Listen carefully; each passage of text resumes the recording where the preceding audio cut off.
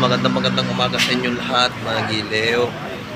Tayo po ay nandito sa Fishport sa Milis, kung saan dito natin ibabagsak ang ating hinarvest na bangus. Kasi nga nag-force harvest tayo gawa ng bagyo. Tsaka isa pa, yung mga bangus natin na hindi lumalaki, nalaukan yata ng hindi magandang bangus.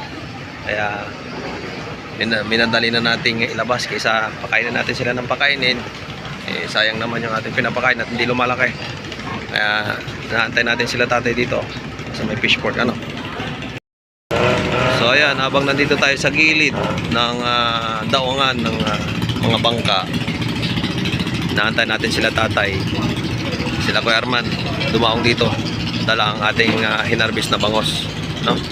So ipapakita ko sa inyo yung mga kaganapan dito sa ating binibintang bangos dito sa sailing area. Pero hindi ko na po napakita sa inyo yung mga kaganapan dun sa fish pan natin, kung paano hinarvest yung ating mga bangos, ano? Ayan.